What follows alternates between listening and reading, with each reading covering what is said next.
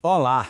Se você atua na gestão ou coordenação pedagógica e o seu objetivo é construir uma escola que seja de fato inclusiva, bom, então este material foi feito para você.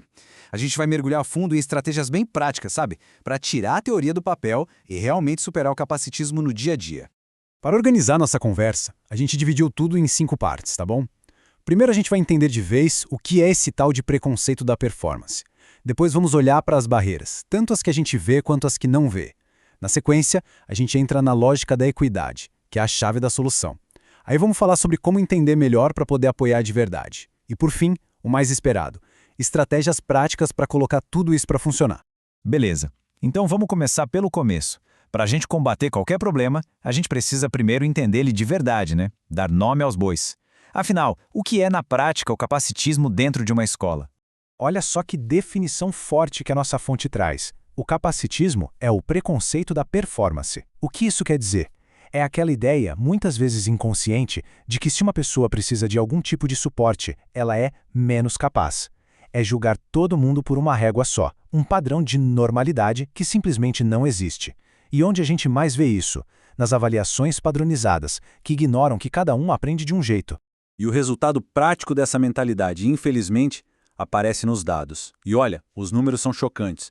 Dá uma olhada nisso. A taxa de analfabetismo entre pessoas com deficiência é de quase 20%. É quase 5 vezes maior do que a da população sem deficiência. Isso aqui não é só um número, gente. É o retrato de um sistema que, na prática, está deixando muita gente para trás. E a situação fica ainda mais crítica quando a gente olha para o ensino superior. Só 7,4% das pessoas com deficiência conseguem concluir a faculdade. É um número muito, muito baixo. E aí a pergunta que não quer calar e que a gente precisa se fazer como gestores é: quais são as barreiras dentro dos nossos próprios muros que estão por trás desse funil tão cruel? Pois é, esses números que a gente viu não acontecem por acaso. Eles são consequência direta de barreiras. E é fundamental entender que existem 2 tipos principais de barreiras, que, embora diferentes, andam sempre de mãos dadas para sustentar a exclusão. De um lado, a gente tem as barreiras arquitetônicas. São as mais fáceis de ver, né? A falta de uma rampa, o material que não é adaptado, mas o buraco é muito mais embaixo. As barreiras mais perigosas, de verdade, são as atitudinais. São aquelas invisíveis, os estereótipos, tratar o aluno com pena, invalidar o que ele sente ou pensa. É aquela crença de que só existe um jeito normal de ser. E não adianta nada a gente construir a escola mais acessível do mundo se a mentalidade das pessoas lá dentro continuar excludente. E essa citação da Maria Teresa Egler-Mantoan é simplesmente perfeita. Ela vira o jogo. A gente tem essa mania de querer consertar o aluno para que ele se encaixe na escola. Mas a proposta aqui é exatamente o contrário. É a escola que precisa ser flexível o suficiente para se ajustar a cada aluno. A responsabilidade é nossa, da instituição. Tá, mas como é que a escola faz isso na prática? Como ela se ajusta? A resposta passa por uma mudança de conceito fundamental. É sair daquela ideia de igualdade para todo mundo e mergulhar de cabeça num novo jeito de pensar a pedagogia. A lógica da equidade. E a base para isso está lá em Vygotsky, com o conceito de Zona de Desenvolvimento Proximal, a famosa ZDP. Pensa assim, é a distância entre o que o estudante já consegue fazer sozinho e o que ele consegue fazer com uma ajudinha. E essa ajudinha, o suporte, ele não é um privilégio de jeito nenhum. Ele é a ferramenta, o andaime que a gente oferece para que o aluno construa o próprio conhecimento e chegue mais longe. Essa frase do Rui Barbosa pode parecer estranha à primeira vista, mas ela é a definição perfeita de equidade. Porque vamos pensar, dá a mesma coisa para todo mundo? Quando as pessoas têm necessidades completamente diferentes, isso não é justo. Pelo contrário, isso só aumenta a desigualdade. Justiça de verdade, especialmente na pedagogia, é dar a cada um o suporte exato que precisa para poder florescer. E aqui está o pulo do gato, o ponto que vira a chave.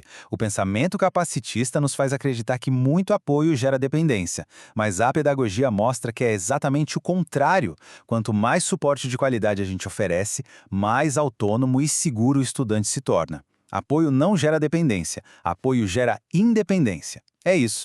Tudo bem, mas para oferecer esse suporte qualificado, a gente precisa primeiro entender do que cada estudante precisa, certo? E é aí que entra o conhecimento sobre o funcionamento de cada um. E atenção, não é sobre colocar rótulos em ninguém, é sobre usar o conhecimento, inclusive da psicopatologia, como uma ferramenta para entender e, a partir daí, criar as melhores estratégias.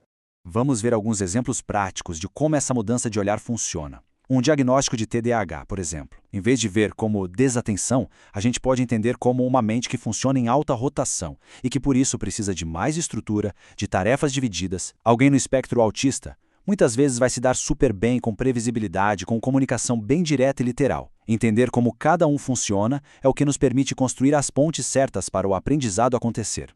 Certo, chegamos na parte final, a hora de transformar toda essa conversa em ação.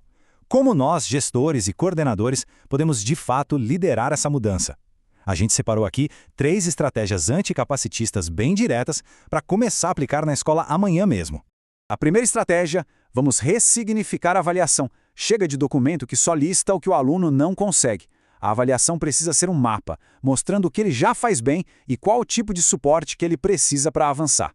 Segundo, a gente precisa criar um ambiente seguro, um lugar onde o estudante possa ser quem ele é, sem precisar gastar uma energia enorme tentando se mascarar, ou seja, fingir ser outra pessoa para ser aceito. E precisar de ajuda é sinal de fraqueza. Para a gente fechar, fica essa pergunta. É uma reflexão simples, mas que diz tudo.